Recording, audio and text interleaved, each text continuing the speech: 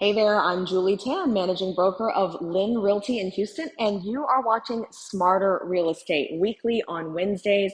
And this is another episode in my special series, Building My Dream Home. We're here for part two of our punch list walkthrough with blue tape.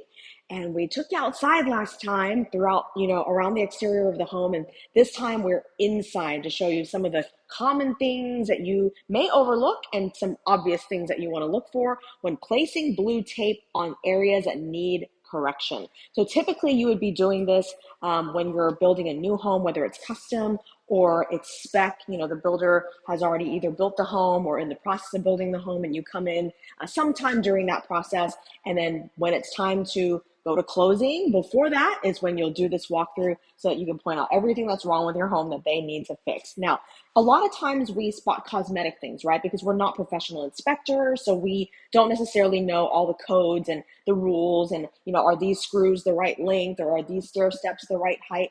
So we're looking for things that we know that something's not quite right with this. So I'm going to show you some examples right now. So we're in the butler's pantry and wet bar of our new home. And actually something functional I can say that's not cosmetic is this button right here. It's the garbage disposal button, and it's not working. There's no sound when you press it. So we had to put a blue tape on there. This outlet plate cover is crooked. And so again, just like I said in the previous video, you want to make the tape big enough where once the workers are looking around, they can spot them easily so that they don't miss anything. Some things that are too high to reach, we draw an arrow. The vent cover up there is a little bit dented, so we want that to be fixed. You're seeing, for example, here, the mirrored tile. Some of it, the edges are a little jaggedy, or there's just like white residue on it that needs to be cleaned off, more up there.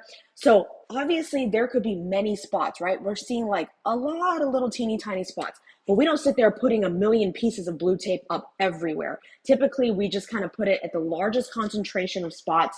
And then when we walk through in person with the building supervisor or the builder supervisor, then we can point it out and say, hey, by the way, you see how there's lots of spots, but I'm just putting blue tape in this one spot to draw your attention to it. But obviously, when the painter comes through to clean that off, or whoever's going to be cleaning that off, they can look for more spots, okay?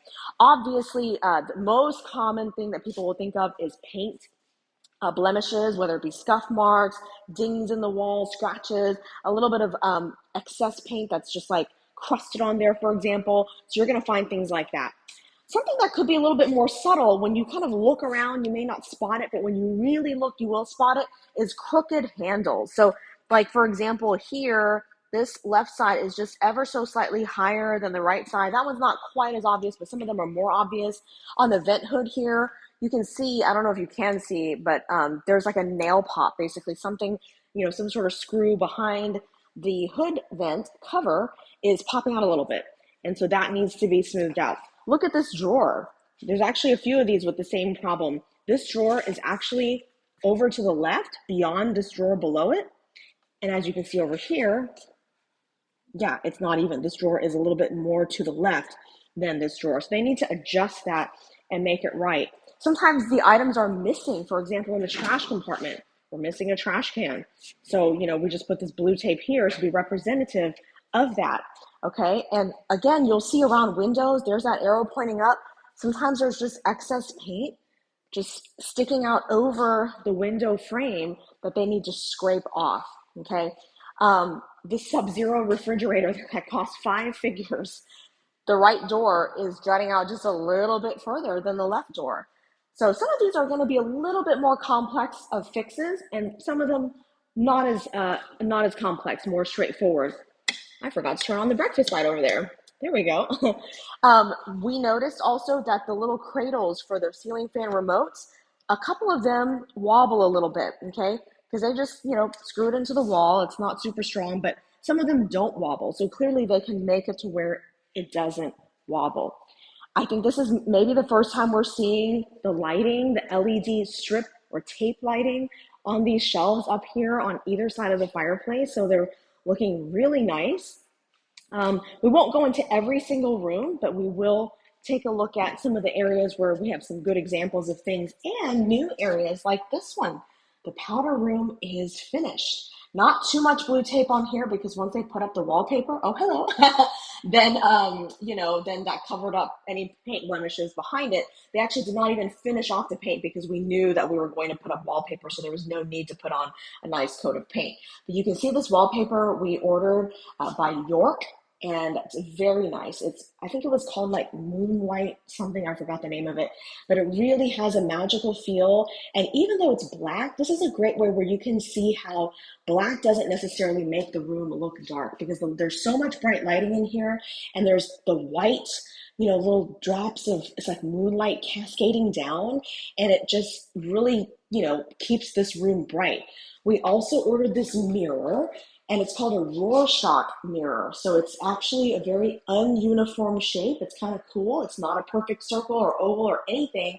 It's got these kind of curves and undulations around the edges. So this powder room is really shaping up very nicely. And the colors, with the different shades of golds and, a little bit of black and whites, really coordinate with the lighting. So, all right, let's take a look. Now, hey, one thing I forgot to mention is, so I'm walking around carrying our second son in my tummy, but our older son is somewhere in this house.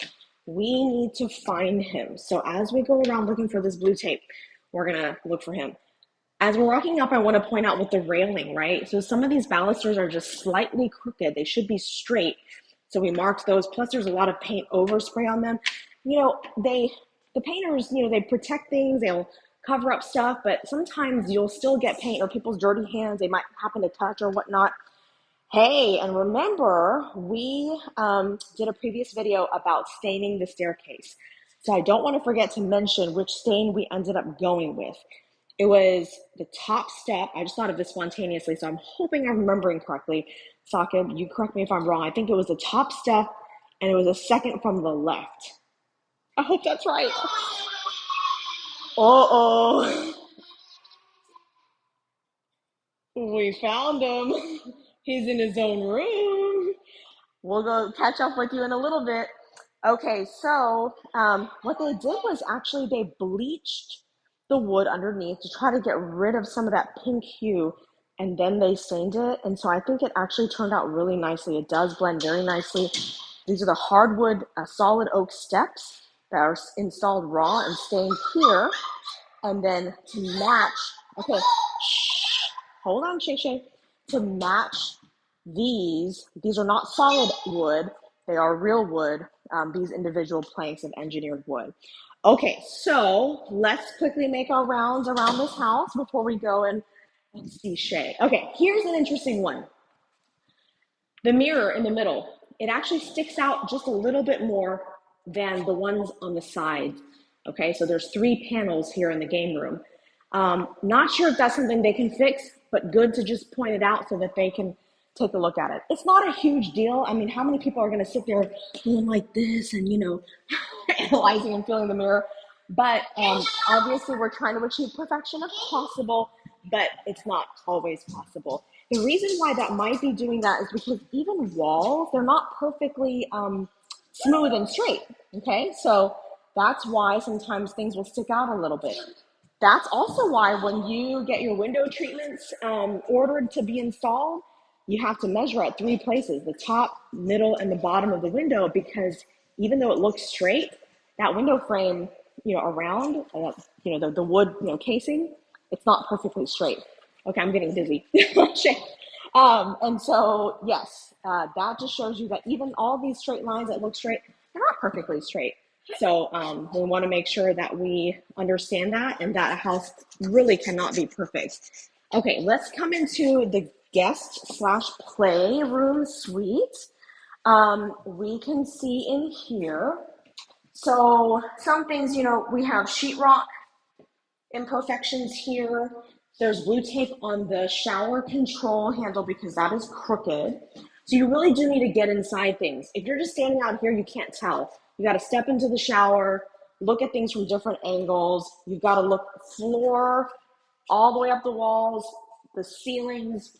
You got to get under things, okay? To look underneath things, because once you do, you'll see some different perspectives. Actually, there was one spot I remember just now in the primary bedroom suite that we want to check out. Okay, so coming through the balcony and into our second son's room, who's going to be born in 2024. And then we're going to pass through their shared bathroom. Shay is extremely excited. Can we come into your room, Shay? No, we don't want to do that, Shay. You're going to damage the door. Show us your room. I'm trying to go to sleep. You're trying to go to sleep. Can you show us your room? Where is the blue tape in here? Is there anything wrong with your room? Your room doesn't have too much blue tape, actually. But we have carpet, and it is soft, and we have been enjoying taking our shoes off. And okay, another way that we can mark something that may be a little high or difficult is, okay, that's too loud, is an X on the floor because it directs someone to look up. In this case, this attic door hasn't been staying shut consistently. There's a magnet there, so they've really got to take a look at that and reinforce that. Okay, one thing I noticed one time, because I was like lying on the floor in here, I was tired and resting, is if you squat down and look, up underneath, there's just little imperfections up in there. I mean, people don't really see that, so if you miss that, not a big deal. But it's just good to be aware that there could be things like that that are hidden that you may not catch, and they could be more important than just that. For example, if there's an actual hole where critters can get in from the outside or whatnot. All right, so we will come into the bathroom, our primary bathroom here, and just point the fact out that, this amount of blue tape is pretty typical for any size home and really any quality of home. This is really high quality construction. But you know what? When they have all these little things, and there's so much square footage, you're gonna find stuff. And actually, it also depends on when you come in to do the blue tape. If they had a chance to come through and already fix all the little issues, then there would be less stuff that we would need to blue tape. But then they wanted us to go ahead and come on in, sooner, so that they could go ahead and fix everything all at once, since we're kind of down to the wire here wanting to get the house wrapped up. And so that's why there's even more blue tape than there may have been otherwise. Okay, so I thank you for watching Smarter Real Estate Weekly on Wednesdays, and hope you will like this video if you found it informative and useful, and also subscribe so you don't miss an episode. One last thing I'm going to leave you with is it took us all day to walk through this home inside and out. It sits on about an 8,000 square foot lot, 4,500 square feet interior air conditioned space, and we haven't even looked at the garage. And so we were really exhausted by the end of the day, especially me being pregnant right now. And our little guy has found his way into the bathroom. No, we're not going to do that. Okay, and so if you have any questions or comments, feel free to send me a message or post a comment below. And keep watching on YouTube, and also Facebook and LinkedIn is where I post links to my videos as well. Have a great week.